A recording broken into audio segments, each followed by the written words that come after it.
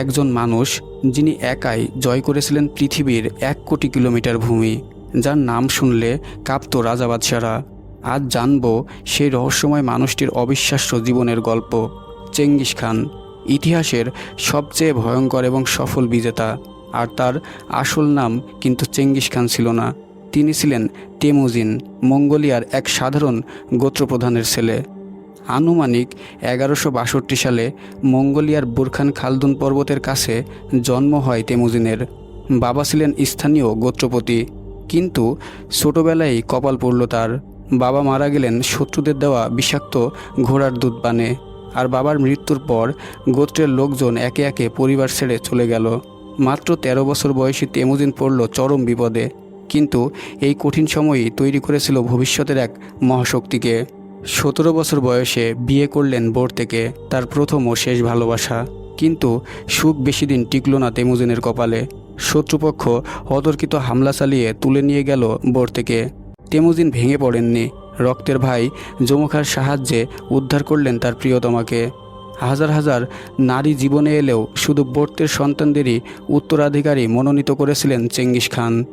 আস্তে আস্তে শক্তি সংগ্রহ করতে থাকলেন তেমুজিন, কিন্তু বাধা হয়ে দাঁড়ালো তারই রক্তের ভাই জমুখা। দুজনের লক্ষ্য একই, সমগ্র মঙ্গোলিয়ার শাসন। তাই তাদের মধ্যে সংঘাত অনিবার্য। বেশ কয়েকটি যুদ্ধের পর জমুখার নিজের লোকেরাই তাকে ধরিয়ে দিল তেমুজিনের হাতে।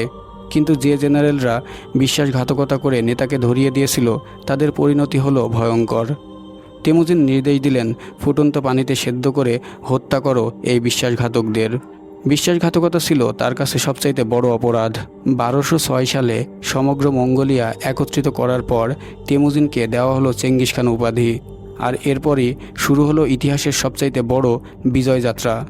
পরের 21 বছরে চেঙ্গিস খান জয় করলেন চীন, আফগানিস্তান, ভারতের পাঞ্জাব, কৃষ্ণসাগর অঞ্চল, বুলগেরিয়া, ইউক্রেন, এমনকি অজেয় রাশিয়াও।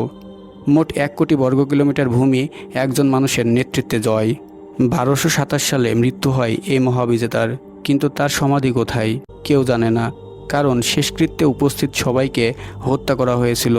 আজও চেঙ্গিস খানের সমাধি পৃথিবীর সবচেয়ে বড় রহস্যগুলোর একটি। মঙ্গোলিয়ানদের কাছে চেঙ্গিস খান আজও মহানায়ক। তার কোনো আসল ছবি নেই, কারণ তিনি নিজের প্রতিকৃতি আঁকতে দিতেন না। ইতিহাসের এই রহস্যময় মানুষটিকে কেমন লাগলো আপনার, কমেন্টে জানান।